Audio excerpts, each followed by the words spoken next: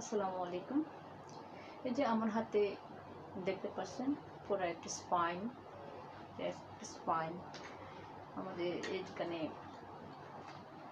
Pelvic girdle সহ একটা পুরো স্পাইন আমার হাতে এখন দেখতে পাচ্ছেন।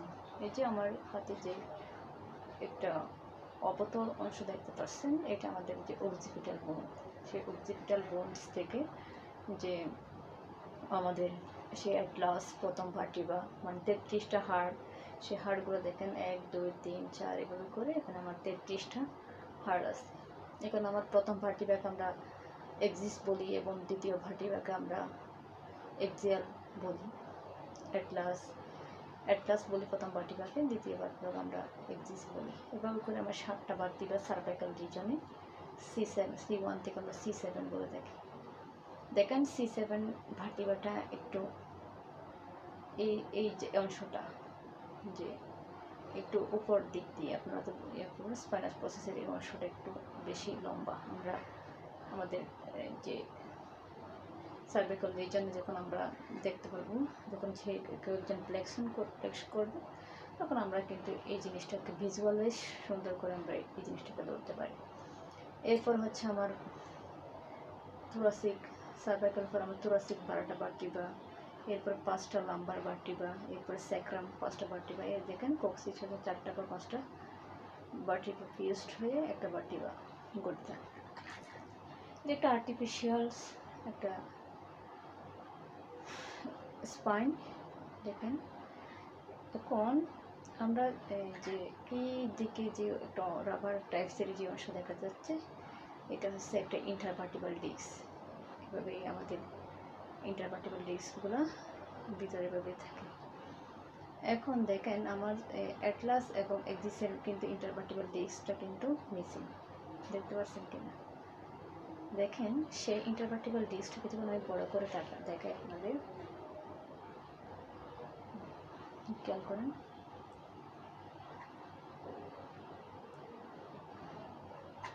আমার ইন্টারভার্টিব্রাল ডিস্কটাকে যখন আমি বড় করে দেখাচ্ছি, দেখেন এই যে একটা সেগমেন্ট, একটা ভার্টিব্রা আর একটা ভার্টিব্রা, তার মাঝখানে ইন্টারভার্টিব্রাল ডিস্ক।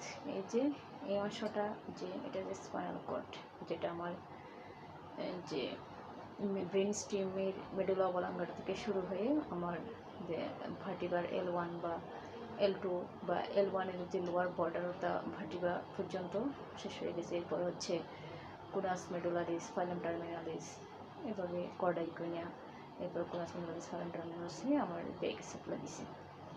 এখন এই যে দেখতে পাচ্ছেন যে জিনিসটা, যেটাকে আমি খুব রেড করার ট্রাই করি, এই যে দেখতে পাচ্ছেন এই যে নার্ভগুলো আমাদের কিন্তু আমরা জানি ক্রেনিয়াল নার্ভ 12 জোড়া, এরপরে জানি আমরা স্পাইনাল নার্ভ 31 জোড়া। দেখেন আমাদের সেগমেন্ট থেকে এভাবে কিন্তু আমাদের যে স্পাইনাল নার্ভগুলো বের হয়ে হয়ে আমাদের বডিতে সাপ্লাই দিচ্ছে। এখন আমরা যদি এটা তো রিয়েল না, আমরা যদি রিয়েল একটা স্পাইন দেখি, তখন দেখব যে আমাদের সার্ভাইকাল রিজন এবং লাম্বার সেক্টর রিজনে একটু জায়গা আছে, লার্জ এনলার্জমেন্ট আছে। এগুলো কেন এনলার্জমেন্ট আছে আমরা জানি, সার্ভাইকাল রিজনে আমাদের ব্র্যাকিয়াল প্লেক্সাস আমার হাতে সাপ্লাই দেয় এবং লাম্বোস্যাক্রাল রিজনে লাম্বোস্যাক্রাল দিয়ে আমাদের লাম্বোস্যাক্রাল প্লেক্সাস সাপ্লাই দেয়। এভাবে হচ্ছে আমাদের পুরো বডিতে নার্ভ সার্কুলেশনটা নার্ভ সাপ্লাইটা হয়। এখন এই যে দেখতে পাচ্ছি এটা হচ্ছে একটা স্পাইনাস প্রসেস, যেখানে হচ্ছে আমরা সাধারণত এই যে আমি আপনাকে আজকে ফেসের জয়েন্টটা বুঝাই। আমরা ফেসের জয়েন্টটা কি, এই যে দেখেন একটা ভার্টিব্রাল স্পাইনাস প্রসেস, এই যে দেখেন এটা একটা ভার্টিব্রাল স্পাইনাস প্রসেস আর নিচের ভার্টিব্রাল একটা স্পাইনাস প্রসেস। এই দুই ভার্টিব্রাল নিয়ে যে একটা জয়েন্ট ফর্মেশন হয়েছে, সেটা হচ্ছে জাইগোফাইসিয়াল জয়েন্ট বা যেটাকে আমরা ফেসের জয়েন্ট বলি। সেই ফেসের জয়েন্টের কিন্তু ক্লিনিক্যালি অনেক গুরুত্বপূর্ণ কাজ আছে। এই যে আমরা যে এই অংশটা হচ্ছে ট্রান্সভার্স প্রসেস, এটা ট্রান্সভার্স প্রসেস, এটা হচ্ছে আমার পেডিকল। এই যে এই অংশটা দেখতে পাচ্ছেন কিনা, আমার এই অংশটা হচ্ছে একটা পেডিকল আর এই অংশটা হচ্ছে লেমিনা। আমরা অনেক সময় পড়ি লেমিনেক্টমি করে, যে এটা লেমিনা কেটে যে স্পাইন সার্জনরা তারা কাজ করে, এই যে লেমিনেক্টমি বলি এদিকে। আর এই যে আমরা যে লাল অংশটা দেখতে পাচ্ছি সেটা হচ্ছে একটা ইন্টারভার্টিবাল ডিস্ক, যেখানে আমরা জানি দুইটা অংশ থাকে। একটা ভিতরে, যেখানে ভিতরে যে মাঝখানে ওটা হচ্ছে নিউক্লিয়াস পালপোসাস, আর এই বাইরের লেয়ার হচ্ছে এনভাস ফিব্রোসাস। এখানে হাইলেন মানে অনেক কাজ আছে, যে নিউক্লিয়াস পালপোসাসটা আমার যে কি কন্ট্রাক্ট মানে কি ফোর্স করে, তারপর হচ্ছে এনভাস ফাইব্রোসাসটা কী কাজ করে, এটার অনেক কাজ আছে, আজকে এটুকু আলোচনা করবো না। দেখেন একটা ভার্টিবার মাঝখানে যে ইন্টারভার্টিবাল ফোরামেন আছে, সেই ফোরামেন দিয়ে কিন্তু আমার স্পাইনাল নার্ভগুলো বের হয়ে গেছে।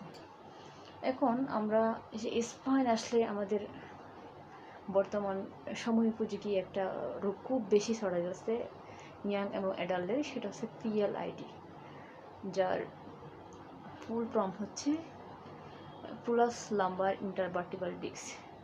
ধরুন, কল্পনা করুন, আমি একবার সহজে আপনাদের সামনে তুলে ধরবো। দেখেন একটা ভার্টিবা বলবো না, হাড্ডি ধরুন, এটা একটা হাড্ডি, এটা একটা হাড্ডি।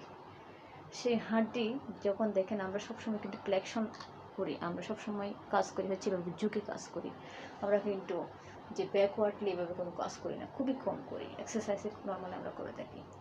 যখন আমরা বারবার হচ্ছে ফ্লেকশন টাইপের কাজ করি, তখন আমাদের কী হয়, আমরা তো আজীবন এভাবে আমাদের কিন্তু বয়সের সঙ্গে সঙ্গে আমাদের কিন্তু অনেক ডিজেনারেটিভ বোনস, কার্টিলেজ বা সব টিস্যু যে কোনো কিছুর আমাদের কিন্তু ব্লাড থেকে শুরু করে সব কিছুর একটা পরিবর্তন আসে। ধরুন যে আমার বয়স হওয়ার সাথে সাথে আমার কিন্তু এখানে বোনসে অনেক পরিবর্তন আসবে, আমার কার্টিলেজে অনেক ইন্টারভার্টিবাল ডিস্কের অবশ্যই অনেক পরিবর্তন আসবে। এখন হচ্ছে একটু বাদ দিন।